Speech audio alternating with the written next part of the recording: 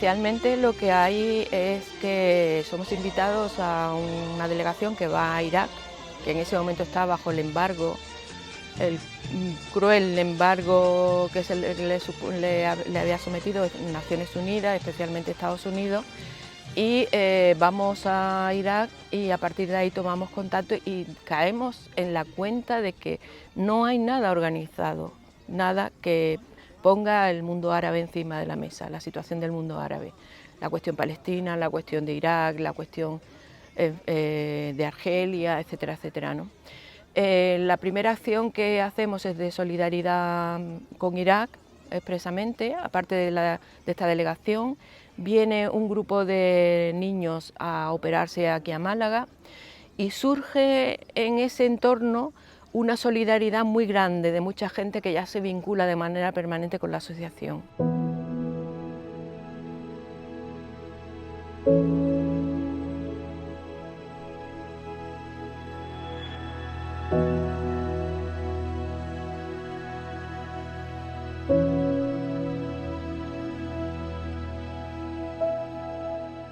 Pues esos niños habían nacido cuando la primera guerra del Golfo y se demostró que los problemas que tenían, las cardiopatías que tenían, provenían del armamento que usaron los norteamericanos, que utilizaba uranio empobrecido. Lo que se pretendía con ellos no era simplemente curar a estos menores, sino que fuera un toque de atención, una llamada a la realidad, una denuncia de lo que estaba pasando en Irak y en el mundo árabe. Vamos al Irak del embargo, vamos al Irak donde mueren 500.000 de niños a causa del embargo, y vamos a ver esa realidad que Madeleine Albright defiende, porque ella dice que es el precio, la muerte de estos 500.000 de niños es el precio que hay que pagar para evitar la guerra en Irak, que luego vimos que no se pudo evitar, ¿no? Fue un precio pagado en vano.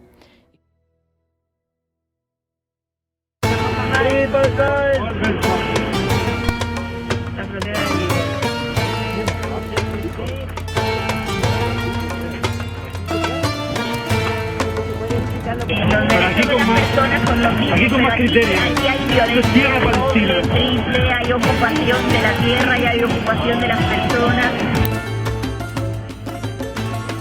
Al-Quds tenía la iniciativa de hace algo más de tiempo ya de hacer delegaciones andaluzas, porque el compromiso que teníamos era dar a conocer y conocer de primera mano lo que pasa en Palestina, porque es la forma de implicarte, la forma de conocer. La idea de las delegaciones conllevaba redes aquí y redes allí, es decir, nosotros llevábamos a la gente no de paseo, no para que viera la ocupación de Israel, no para que ya la segunda, la tercera, la cuarta delegación viera el muro, que al principio no existía, o se enfrentara con los militares, sino también y fundamentalmente para que conocieran esa sociedad civil tan organizada que había en Palestina. Yo recuerdo un viaje muy importante, le llamábamos delegación. Es una delegación que conseguimos que entrara en Gaza, que conociera la situación de Gaza, que también pudiera visitar a Yasir Arafat, entonces presidente de la Autoridad Palestina en Ramallah. Nosotros queríamos que conocieran la realidad sobre el terreno y luego se organizaran como mejor les pareciera, pero que denunciaran lo que estaba ocurriendo en Palestina, que dijeran la verdad.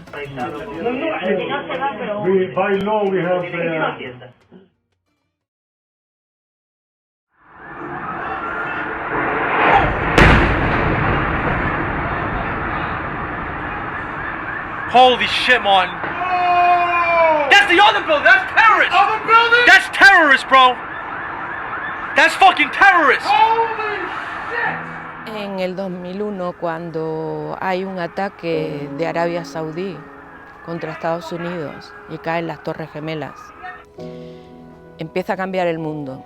Por un lado hay una voluntad de mezclar las cosas y Estados Unidos ataca primero a Afganistán, que no es mundo árabe, pero como si lo fuera, y luego a Irak, que no tiene nada que ver, pero como si lo tuviera, simplemente porque tenía nacionalizado el petróleo y Bush tenía esta guerra pendiente y quería hacer esta guerra contra Irak. Así que eso lo único que es el primer paso.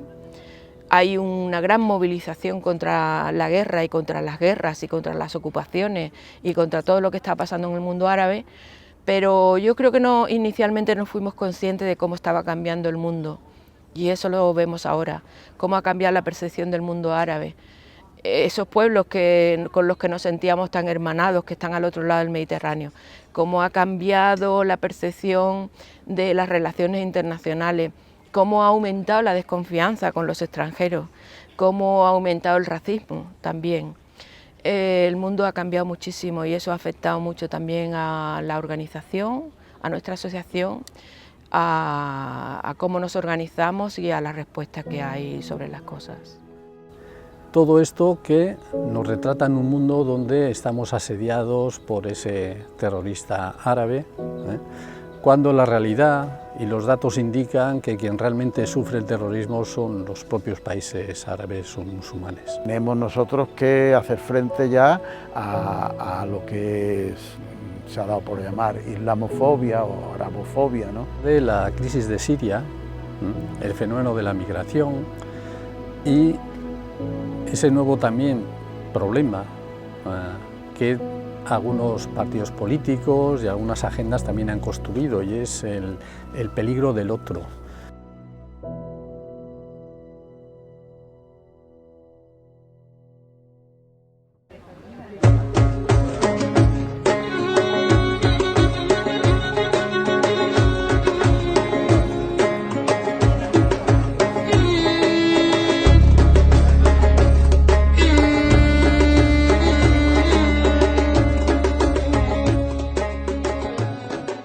Las veladas de música de Gibralfaro, en solidaridad con Palestina, han sido para nosotros un referente.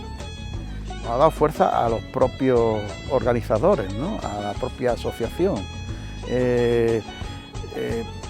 por la respuesta que hemos visto en la gente y por lo que suponía el acto en sí.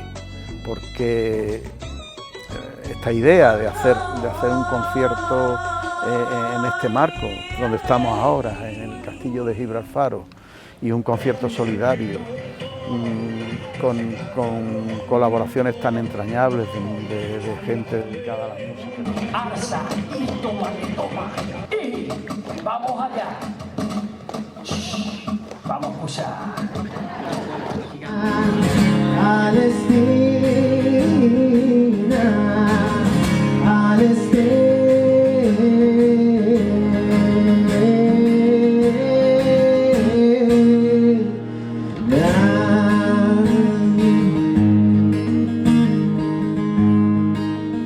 Y hay un momento en el que decidimos dar un salto y hacer unos compromisos con nuestras contrapartes, también porque respondemos a sus demandas y a sus necesidades, que siguen siendo muy altas. Y nosotros necesitábamos trabajar con la sociedad civil, no queríamos trabajar con los gobiernos. ¿Por qué? Todo el mundo lo sabe, prácticamente en todo el mundo árabe lo único que hay son dictaduras. Nosotros no teníamos ningún interés en trabajar con los gobiernos. Palestina era el ejemplo claro de una sociedad civil muy organizada en la carencia que tiene de un gobierno fuerte, contundente y que haga frente a la ocupación que lleva durante décadas, ¿no? Era un ejemplo. Había organizaciones, y sigue existiendo, organizaciones de derechos humanos muy fuertes, organizaciones de salud, organizaciones de jóvenes, de sindicalistas, etcétera, etcétera, ¿no? Y Palestina yo creo que sigue siendo el ejemplo de una sociedad civil muy organizada en respuesta, ya digo, a la carencia de un gobierno contundente contra la ocupación. El AIC, el Centro de Información Alternativa, situado en Jerusalén, participa gente de Palestina, participa gente israelí, y nos parecía que era una forma estupenda de también trabajar en Palestina y fomentar también su funcionamiento. Ellos son periodistas, y hacen documentación y bueno, creo que también eso ha sido un punto a nuestro favor porque hemos apostado por asociaciones distintas y formas distintas de trabajar también en Palestina, que creemos que esa diversidad de forma de nuestro trabajo también enriquece nuestro apoyo.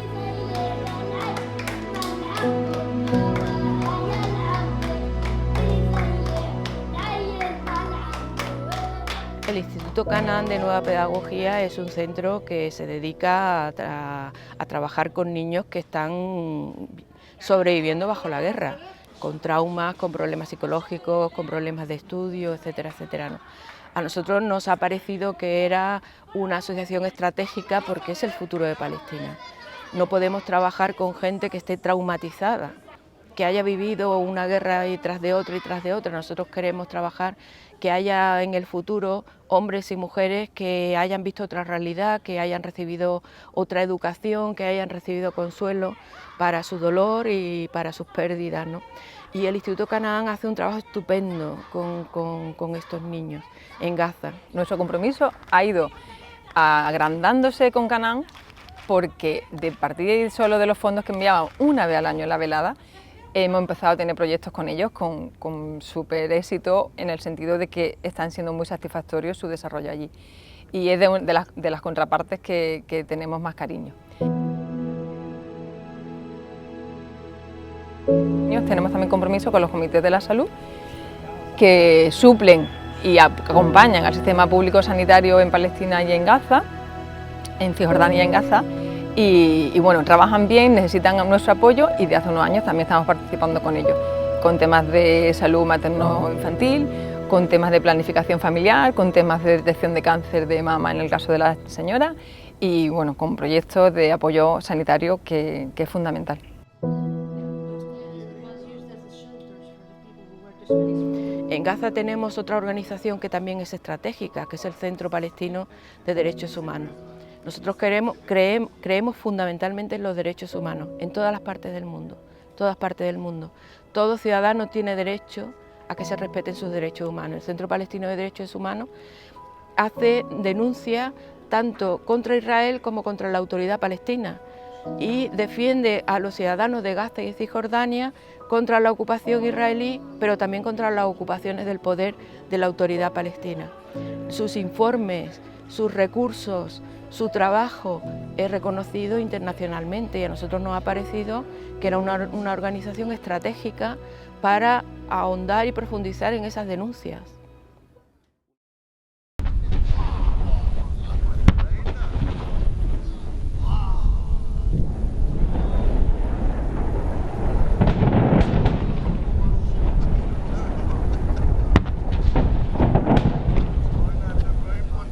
A nosotros nos pide el director del Centro Palestino de Derechos Humanos, Rayi Surani, ¿queréis formar parte de este proyecto? Y nosotros le dijimos sí, vamos a buscar un grupo de abogados y vamos a presentar ante la Audiencia Nacional los casos.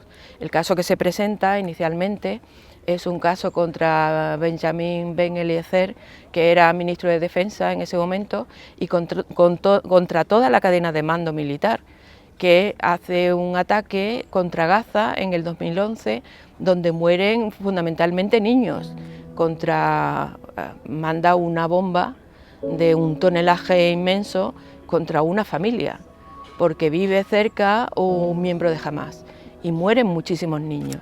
Y ese crimen se ha presentado en muchos tribunales, se presentó en España. Para nosotros fue un logro también, y yo creo que fue de las cosas que más emocionaron a la solidaridad con Palestina, ver que habíamos llegado a los tribunales, habíamos llegado a la Audiencia Nacional y se había admitido a trámite esa causa. Y realmente fue una alegría inmensa para toda la solidaridad con Palestina, ¿no?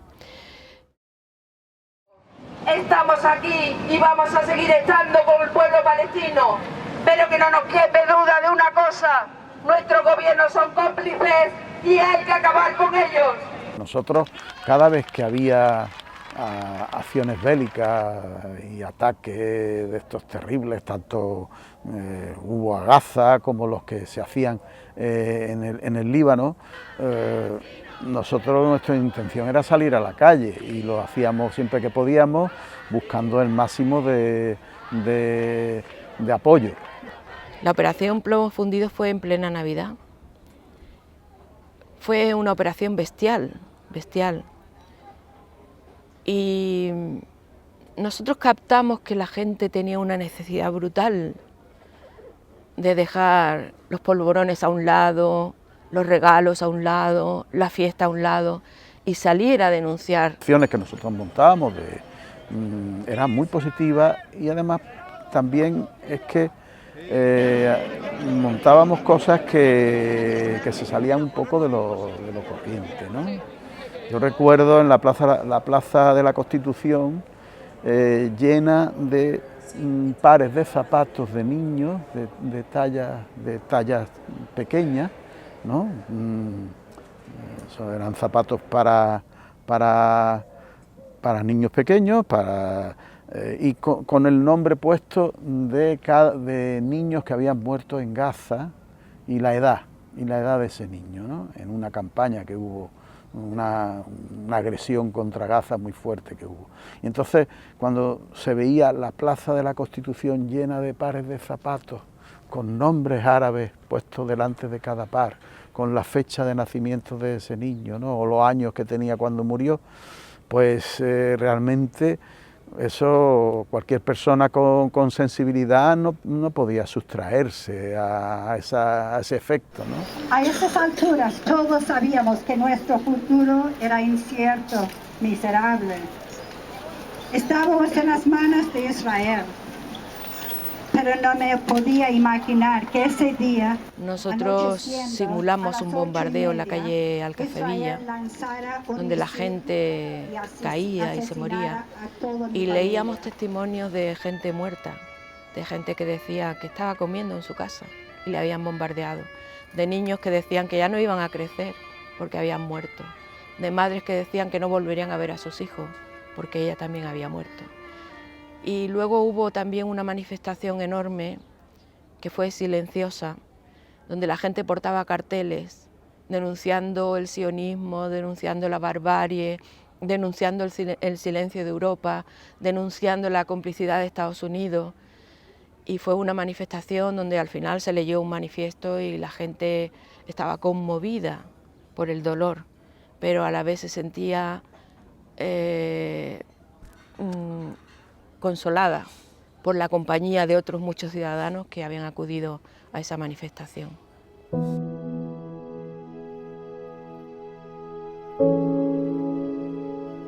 En el 2006 Israel inicia una ofensiva brutal contra Gaza y contra el Líbano.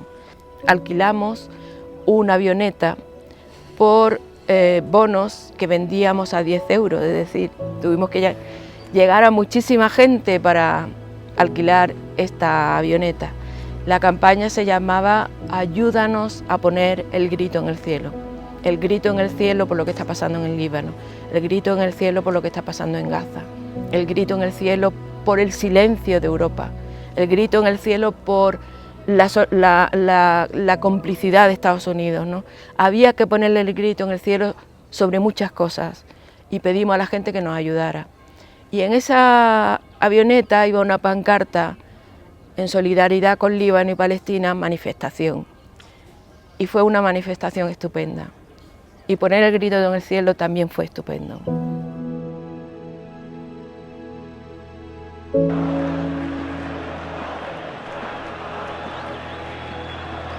La primavera árabe es un grito de rebeldía de la gente joven fundamentalmente, gente que creía en sus derechos, que creía en sus posibilidades y que quería un futuro mejor para ellos. Y surgieron en Túnez, en Egipto, en Siria, en muchísimos países árabes, surgieron estas primaveras que fueron para nosotros también una esperanza, porque parecía que se movía realmente. Esa sociedad que habíamos captado muchas veces demasiado sumisa en algunos países como Egipto, Siria, etcétera, ¿no? Para nosotros fue una esperanza y fue un momento estupendo.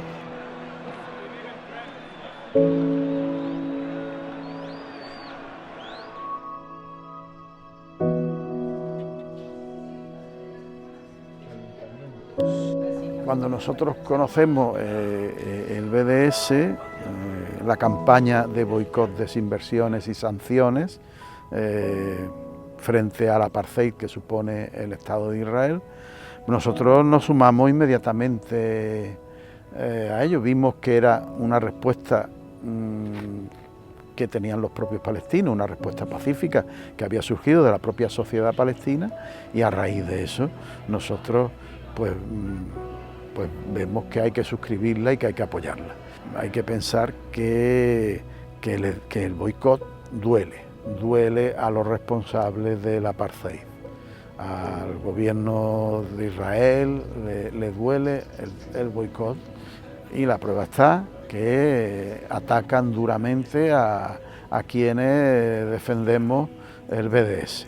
Nosotros llegamos a una conclusión como asociación, y era que nosotros estábamos haciendo lo que no hacían los gobiernos, que era la denuncia política contundente y constante de los crímenes de Israel en Palestina, así como en otros países del mundo árabe, y que los gobiernos se habían dedicado a hacer lo que hacían las ONG, que eran dar fondos y dar dinero para acallar conciencia, acallar gobiernos y resolver las cosas sin entrar en los incumplimientos de la legislación internacional y en los incumplimientos de los derechos humanos. ¿Qué pasó cuando presentamos la causa ante la Audiencia Nacional? Que el Partido Socialista inmediatamente cambió la ley para que no se pudiera seguir con esa causa ante la Audiencia Nacional, para que no se pudiera perseguir los crímenes. De manera que surge de la sociedad civil palestina un proyecto que es de boicot, sanciones y desinversiones en Israel. Y ese proyecto lo toma la sociedad civil europea y lo tomamos nosotros inmediatamente, porque es una herramienta legítima y contundente y voraz contra los intereses de Israel, y de hecho está perseguida por Israel, aquellas asociaciones que defienden el boicot, las desinversiones y las sanciones contra Israel. Nosotros fuimos los primeros en toda España que salimos con una pancarta enorme que decía: primero Sudáfrica, ahora Palestina, boicota a Israel.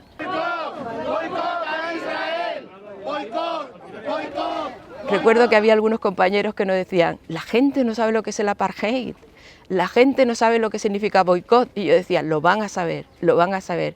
Y hoy día todo el mundo sabe lo que fue el apartheid en Sudáfrica, la gente que no lo conoció, y sabe lo que es el boicot.